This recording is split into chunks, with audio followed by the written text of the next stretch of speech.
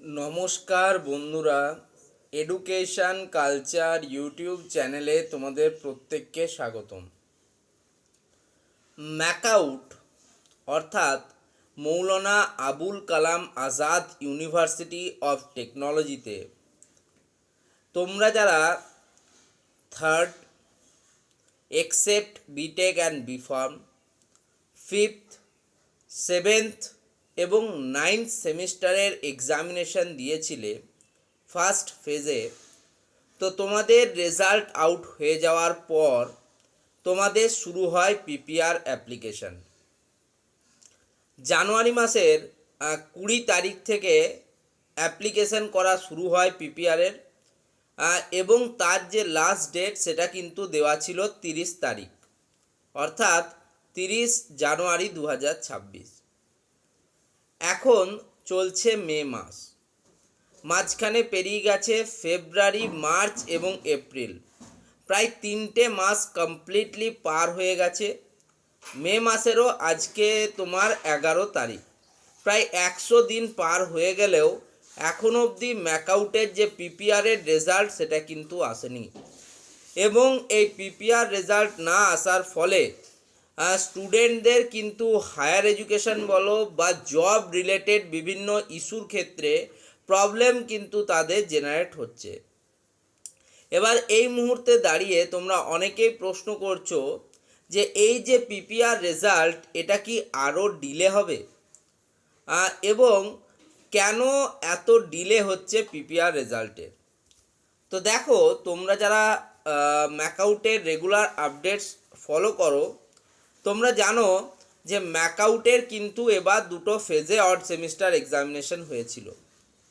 প্রথম ফেজে স্টুডেন্টদের এক্সামিনেশন নভেম্বর ডিসেম্বরে হয়ে গেলেও সেকেন্ড ফেজে স্টুডেন্টদের কিন্তু মার্চ মাসের দিকে এক্সামিনেশন হয়, মার্চ মাসের দিকে তাদের বিভিন্ন অ্যাক্টিভিটিস হয়। ওকে, এর ফলে কি হয়, এর ফলে ম্যাকআউটের একই ইয়ারের স্টুডেন্টদের মধ্যে কিন্তু তাদের যে টাইম লাইন সেটা কিন্তু বিচ্ছিন্ন হয়ে যায়, এবং সেই টাইম লাইনকে সঠিক করার জন্য ম্যাকআউটের তরফ থেকে প্রথম দিকে এই পিপিআরের রেজাল্টকে ডিলে করা হয়। পরবর্তীকালে তোমরা জানো যে পুরো এপ্রিল মাস জুড়ে পশ্চিমবাংলায় কিন্তু একটা বিধানসভা ইলেকশনের সিচুয়েশন ছিল। এপ্রিল মাসের 23 এবং 29 তারিখ যথাক্রমে ভোট গ্রহণ এবং মে মাসের 4 তারিখে রেজাল্ট ডিক্লেয়ার হওয়ার পর তোমরা জানো যে পশ্চিমবঙ্গে কিন্তু অনেক পরিবর্তন এসেছে, ঠিক আছে। তার ফলে কিন্তু একটা নতুন নবনির্বাচিত একটা সরকার এসেছে, এবং তার ফলে এই যে বাকি প্রসেসগুলো রয়েছে আমাদের, ঠিক আছে, সেটা রেজাল্ট হতে পারে, সেটা বিভিন্ন প্রশাসনিক এবং রাজনৈতিক স্তরে হতে পারে, সেটার কিন্তু পরিবর্তন একটা দেখা যাচ্ছে।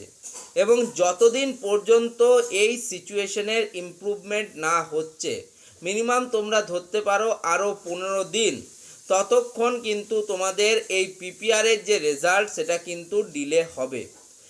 এটা আমি না, তোমরা বাকি যাদেরকেই জিজ্ঞেস করো তারাও কিন্তু তোমাদেরকে একই কথা বলবে, ঠিক আছে। কারণ দেখো, আমাদের যে শিক্ষা গ্রহণ তার কিন্তু ধারায় কিছুটা হলেও পরিবর্তন আসবে, নতুন শিক্ষামন্ত্রী আসবে, এবং অন্যান্য বিভিন্ন বিষয়, পারিপার্শ্বিক বিষয় রয়েছে যারা কিন্তু এই ম্যাকআউটের পিপিআর রেজাল্টকে প্রভাবিত করছে, ঠিক আছে। এই জন্য আমি তোমাদেরকে বলবো যে বেশ কিছুদিন কিন্তু তোমাদেরকে সময় দিতে হবে, মিনিমাম 15 দিন তোমাদেরকে সময় দিতে হবে, এবং তারপরেই তোমাদের কিন্তু পিপিআর রেজাল্ট আসবে। ম্যাকআউটের ইতিহাসে এই প্রথমবার যখন পিপিআর রেজাল্ট 100 দিন হয়ে গেলেও আসেনি। যাই হোক, প্রত্যেক কিছুই এবার দেখছি প্রথমবার হচ্ছে। তো যাই হোক, এবার আমি তোমাদের বলবো যে তোমরা অবশ্যই পিপিআর রেজাল্টের জন্য ওয়েট করে থাকো। এত তাড়াতাড়ির মধ্যে রেজাল্ট বেরোনো আর সম্ভব নয়, মিনিমাম 15 দিন পর কিন্তু তোমাদের রেজাল্ট আসবে, ঠিক আছে। তো রেজাল্ট রিলেটেড কোনো আপডেট যদি ম্যাকআউটের তরফ থেকে অফিসিয়ালি পাওয়া যায় আমি অবশ্যই তোমাদের সাথে শেয়ার করব। এখনও পর্যন্ত যে আপডেট ছিল সেটা কিন্তু শেয়ার করা হলো, ঠিক আছে। তো তোমরা অবশ্যই কিন্তু জয়েন্ট থাকো চ্যানেলের সাথে, চ্যানেলটিকে সাবস্ক্রাইব করে চ্যানেলের সাথে যুক্ত হয়ে থাকো, তবে কিন্তু পরবর্তী আপডেট সবার আগে তোমরা কিন্তু পেয়ে যাবে। ধন্যবাদ সকল।